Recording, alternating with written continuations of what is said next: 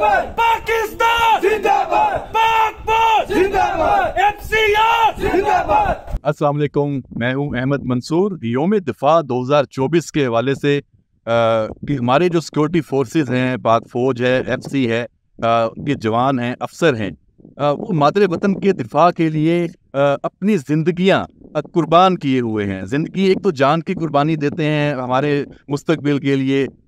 हमारा जो मशरकी बॉर्डर है, हमारा जो मगरबी बॉर्डर है, इसके अलावा अंदरूनी मुल्क जो ऑपरेशंस चल रहे हैं, तो हर जगह और अनगिनत कहानियां हैं बहादुरी की, जज्बे की और अज़म की। आज हम इस अपने जवानों के साथ ये जो यौम दिफा के हवाले से मनाने की 1965 की जंग में जो जज्बा था आज भी वही है, बल्कि मैं तो कहूँगा उससे बढ़कर है, क्योंकि चैलेंजेस भी बहुत बढ़ चुके हैं। पहले तो हमारा सिर्फ एक मशरकी बॉर्डर पे जो एक दुश्मन था इंडिया, उसकी जो जारियत है उससे पाकिस्तान को बचाना था, उसका मुकाबला करना था। आज जो 2024 में हम एक तवील जो जंग लड़ते लड़ते यहाँ तक पहुंचे हैं, वो दहशतगर्दी की है, वो मुल्क के अंदर इंतशार फसाद की जो जंग है। तो हमारा जो जवान है, हमारे सिक्योरिटी फोर्सेस हैं, पाक फौज है, एफसी है, उनकी जिम्मेदारियां भी बहुत बढ़ गई हैं और वो इसको अदा करने के लिए उतने ही पुरजोश हैं। तो ये मोहम्मद एजेंसी मोहम्मद डिस्ट्रिक्ट है, जिसका पाक अफगान बॉर्डर है, यहाँ पर हम आए हैं। हमने जो टॉप ये इलाका है, ये पाक अफगान बॉर्डर पर ये पोस्ट है, आप देख सकते हैं पूरा एनवायरनमेंट यहाँ पर, और इसके हवाले से कि इसकी क्या अहमियत है और यहाँ जो हमारे अफसर और जवान मौजूद हैं उनको किस तरह के चैलेंजेस का सामना है और वो उससे निपटने के लिए कितने पुरज़म हैं और क्या दिन रात यहाँ पर करते हैं, उनकी एक्टिविटीज क्या है। तो मेरे साथ यहाँ मौजूद है कैप्टन फारूक, एफसी केपी के नॉर्थ से इनका ताल्लुक है। ये एफसी का जो किला है और जो पोस्ट यहाँ पे जितनी भी है वहाँ पे ये ड्यूटी दे रहे हैं, इनसे हम बात करते हैं। यौम दिफा है, आप मादरे वतन के वो सपूत हैं जो अपना जो आराम सुकून उसको आप एक तरफ रखते हुए आप यहाँ पे मौजूद हैं और कोसों दूर सैकड़ों मील घर वालों से, बल्कि मैं कहूँगा शायद अगर आप भी पाकिस्तान से कहीं से होंगे तो वहाँ तो हज़ारों किलोमीटर कभी सफ़र बन जाता है। क्या यहाँ पे इसकी पहले तो अहमियत बताइए, जो पाक बॉर्डर है, दूसरी तरफ अफगानिस्तान का कौन सा इलाका है और यहाँ पे जो एफसी नॉर्थ है उसकी डिप्लॉयमेंट है या सिक्योरिटी के इकदाम हैं या चैलेंजेस हैं, वो क्या है? सबसे पहले मैं आपको बताते चलूँ जो कि मोहम्मद एजेंसी की तहसील बैज़ई की वो जगह है जो पाकिस्तान और अफगानिस्तान को वापस में मिलाती है। मैं यहाँ पे कंपनी कमांडर की ड्यूटीज़ से अंजाम दे रहा हूँ। इस पोस्ट की हिस्टोरिकल इम्पोर्टेंस को समझना बहुत ज़रूरी है, क्योंकि बैक इन 2011 आपको ये मेरे पीछे नज़र आ रहा होगा, ये मिठाई वैली है और ये जो आपको फीचर सामने नज़र आ रहा है इसको वलीदात फीचर कहते हैं। तो बैक इन 2011 की जब एंटी टेररिज्म पे ऑपरेशन चल रहा था, तो ये this used to be the stronghold of terrorist. तो इन एरियाज़ को क्लियर करने में पाक फौज को बड़े चैलेंजेस का सामना करना पड़ा था और बहुत ज़्यादा लोगों ने अपनी जान भी इसको क्लियर करने में सिर्फ कर दी। तो इसलिए अभी आप इस टाइम देख लें, आपके सामने जो इलाका अफगानिस्तान का नज़र आ रहा है, ये अफगानिस्तान का सूबा कन्नड़ है और उनका डिस्ट्रिक्ट जो है वो सरकटो है। और ये जो सामने आपको एक पर्टिकुलर इलाका नज़र आ रहा है, ये दो रिजेस के दरमियान, इसको शुम्र दरा कहते हैं, जो कि हिस्टोरिकली भी जो एंटी स्टेट एजेंट्स हैं, मिस्क्रिएंट्स हैं, उनके हाइड आउट्स रह चुके हैं। अभी एट प्रेजेंट जो कि 2016 में जब ये फेंस कंप्लीट हुई थी, तो उसके बाद और उसके पहले के हालात में चैलेंजेस में हमें काफ़ी डिफरेंस नज़र आता है, क्योंकि पहले ये फेंस नहीं लगी हुई थी। तो उसकी वजह से क्या होता था कि जो इनकी फ्रीडम ऑफ मूवमेंट था वो बहुत ज़्यादा हुआ था। अभी जब ये फेंस लग चुकी है तो टेररिस्ट पे जो मूवमेंट है वो ख़त्म हो चुका है। जब भी वो प्रूफ करते हैं क्योंकि पड़ता है और वो हमेशा इस चीज़ की कोशिश भी होता है कि वो हमसे ना देख पाएँ, तो वो फेंस को काट के या किसी और तरीके से वो बॉर्डर की उस तरफ से इस तरफ आ जाए। लेकिन अल्हम्दुलिल्लाह हमारे सोल्जर्स इसी चीज़ के लिए ट्रेंड हैं। हमारे सोल्जर्स बहुत टफ है, जिन्होंने पूरी जितनी ऐसी बॉर्डर पे रिसर्च की है। तो अल्हम्दुलिल्लाह अभी आज तक ऐसा कोई इंसिडेंट हुआ नहीं है कि जिसमें मिस्टेंट की कोई ऐसे कोवर्ट की हो, यूज़ की हो, क्योंकि हम यहाँ पे वी आर एवर रेडी और इंशाल्लाह we will always be ready. Captain Farooq साहब, आपने जो इस इलाके की अहमियत बयान की है और ख़ासतौर पे बड़ी दाद जो फीचर हाई जो टॉप है इसके ऑपरेशन की बात की है 2011 की, ये एक इत्तेफाक है कि जब ये ऑपरेशन हुआ था उसके तीसरे दिन उसको कवर करने के लिए मैं भी यहाँ पे आया था और उस ऑपरेशन की खास बात जब हमने कवर किया हमने देखा कि वहाँ किस तरीके से इस मनीजा टॉप को उन्होंने उनके लिए उसकी अहमियत कितनी थी, क्योंकि उसके दूसरी तरफ बिल्कुल अफगानिस्तान था और जो हमारी साइड है वो बिल्कुल एक ढलवान थी और उसकी 6000 फीट तो ग्राउंड से ऊपर तक की थी। हम भी चढ़ के 2.5 घंटे में ऊपर पहुंचे थे। तो हमारे ट्रुप्स की सबसे ज़्यादा कैजुअलिटीज इस ऑपरेशन में हुई थी, शहादतें हुई थी, तो बहुत कुर्बानियाँ दे के ये, और उसके बाद ये इलाका काफ़ी सिक्योर हुआ था। आपने जैसे बताया तो मैं खुद चूँकि उसका एनी शहादू में आया था तो अभी वो पुरानी याद ताज़ा हो गई कि हमारे मादरे वतन के लिए हमारे जो सपूत हैं, जांबाज हैं, जिन्होंने शहादतें दी हैं, उनका खून इस इलाके में चप्पे चप्पे पे मौजूद है, जिन्होंने पाकिस्तान को महफूज बनाने के लिए, इस इलाके को महफूज बनाने के लिए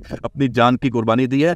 आपने जो अब ये बाढ़ की बात की है, इस बाढ़ के लगने से ये भी एक बहुत बड़ा चैलेंज था कि ये बाढ़ जो लगी है ये कोई आसान टास्क नहीं है। दुनिया इससे हैरान है। 2600 किलोमीटर का पाक अफगान बॉर्डर, उसको आपने फेंस किया और फेंस भी आपने इस तरीके से किया कि उसमें हर मतलब 500 मीटर से 800 मीटर तक आपने फोर्ट बनाए हैं, जो किले, जिसको किले कहते हैं, बॉर्डर जो किले, इसके अलावा पोस्ट बनाई हैं।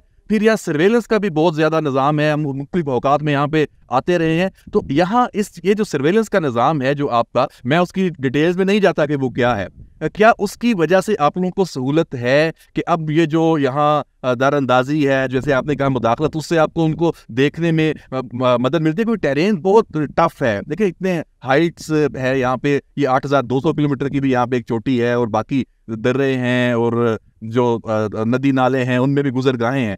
तो सर्वेलेंस से आपको कितना बेनिफिट होता है? देखिए जो ये टेरेन है, सबसे ज़्यादा इसका इशू इस सेक्टर में इस टेरेन का है। ये थ्रू आउट पाक अफगान बॉर्डर पे टेरेन का बहुत ज़्यादा इशू है, क्योंकि इसमें बहुत ज़्यादा नला बैंड्स ऐसे हैं कि जो आपको नज़र नहीं आते। इसके अलावा थिक वेजिटेशन है बहुत ज़्यादा, कि जिसमें अगर कोई इनकेस मूवमेंट हो रही हो तो उसको मॉनिटर करना मुश्किल हो। तो अल्हम्दुलिल्लाह अभी हमारे पास जो सर्वेलेंस की मीन्स अवेलेबल हैं, उसके ज़रिए हम ऑलमोस्ट 100% श्योर हैं इस बात पे कि कोई ऐसी चीज़ नहीं हो सकती कि जो जिसको मॉनिटर ना कर सकें। पाक अफगान बॉर्डर पे रहते हुए हमारे ट्रुप्स को उसके बारे में ट्रेन किया गया है, ऑफिसर्स को ट्रेन किया गया है। तो इंशाल्लाह कभी ऐसा कोई वाक़या नहीं होगा कि जिसमें कोई इस तरह का इशू पेश आए कि सर्वेलेंस ना होने की वजह से कोई इंसिडेंट। अच्छा, आप यहाँ अपने घर बार से दूर हैं, ज़ाहिर सी बात है दिन रात गुजारना और कई हफ्ते महीने जो आपके जवान हैं, अफसर हैं, आप जैसे कंपनी को कमांड कर रहे हैं, तो उनकी सबकी जिम्मेदारी भी आपके जो जवान आपके साथ हैं।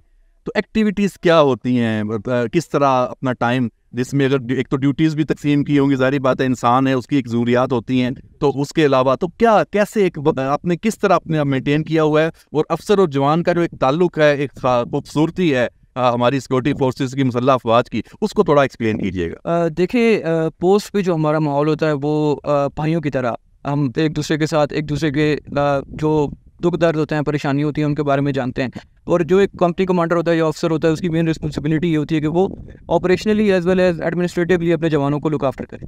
तो यहाँ पे हमारे पास सुबह सवेरे स्टैंड अप के टाइम हम ऑब्जर्व करते हैं, ठीक है, क्योंकि वो टाइम एक ऐसा होता है कि जो हमारा जो दुश्मन है वो ये एक्सपेक्ट कर रहा होता है कि जो हमने अपना गार्ड डाउन किया होगा, जो कि ऐसा नहीं होता। उस चीज़ को काउंटर करने के लिए हम स्टैंड टू का टाइम ऑब्जर्व करते हैं। फिर उसके बाद जवान नमाज पढ़ते हैं, फिर उसके बाद इनका नाश्ता होता है सुबह, और फिर उसके बाद इनकी डेली की रूटीन स्टार्ट हो जाती है, जिसमें सबसे पहले रूट क्लियरेंस वगैरह होती है, जिसके बाद हमारा कोई भी मूव होता है तो उस रूट क्लियरेंस के बाद होता है। फिर साइमल्टेनियसली इसी तरीके से शाम तक की एक्टिविटीज़ चलती रहती हैं। बीच में इनको जब कोई लेयर टाइम मिल जाता है, फ्री होते हैं, तो उस टाइम पे ये घर पे बात कर लेते हैं। ये यहाँ पे पोस्ट के अंदर इंडोर कोई रिक्रिएशनल एक्टिविटी जैसे गार्ड हैं या कोई इस तरह की छोटी मोटी चीज़ उसको कर लेते हैं, ठीक है। जवान आपस में बातचीत करते हैं, उस तरह से भी उनको एक अच्छा तफरीह का मौका मिल जाता है। और छुट्टी का इनका ये है कि यहाँ पे हमारे पास जितने भी जवान मौजूद होते हैं तो इनकी जगह पे कोई ना कोई छुट्टी पे ज़रूर मौजूद होता है। तो जब वो वापस आते हैं तो इस तरह से हम इनकी वो रिप्लेसमेंट साइकिल जो है छुट्टी का वो चलता रहता है। ज़बरदस्त एक पूरा निज़ाम बनाया हुआ है। यही जो इस अदारे की, पाकिस्तान की मुसल्लह अफ़वाज की, फ़ौज की, FC की ये ख़ासियत है।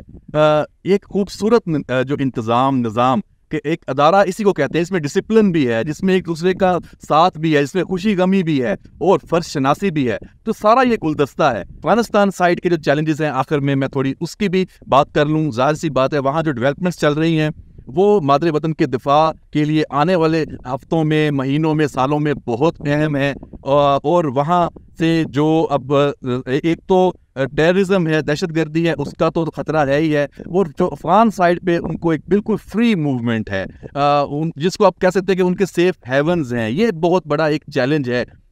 मैं यहाँ ये कैप्टन फारूक साहब से ये जानना चाहूँगा कि जो आपकी तो पूरी बॉर्डर मैनेजमेंट मौजूद है, तो दूसरी साइड से क्या ऐसे ही इंतजामात हैं कोई गैर कानूनी नकल हरकत रोकने के लिए या टेररिज्म को रोकने के लिए, अपनी सरजमीन पाकिस्तान के खिलाफ इस्तेमाल होने से रोकने के लिए क्या सूरत हाल है? देखिए, अभी तक जो भी वाक़यात हुए हैं पास, उनसे तो इस तरह की कोई चीज़ हम रिफ्लेक्ट भी कर सकते कि अफ़गान गवर्नमेंट की तरफ से कोई इस तरह के लिए गए। बट ये है कि उनकी अपनी रूटीन में मूवमेंट्स वगैरह चलती रहती हैं। वो अपने एरिया में लॉ एंड ऑर्डर को मेंटेन करने की कोशिश करते हैं। बट स्टिल ये जो स्टेट्स हैं उनकी मूवमेंट होती रहती है और उसको मॉनिटर करने के लिए हम यहाँ पे मौजूद होते हैं। और हमारे जो सोल्जर्स हैं वो इसी चीज़ के लिए ट्रेन किए गए हैं। तो मेरा नहीं ख्याल कि अगर कोई हमारी तरफ से कोई इस तरह की गफलत या कभी वो बढ़ती जाएगी। बिल्कुल ठीक है। पाकिस्तान को बचाना है, पाकिस्तान को महफूज करना है।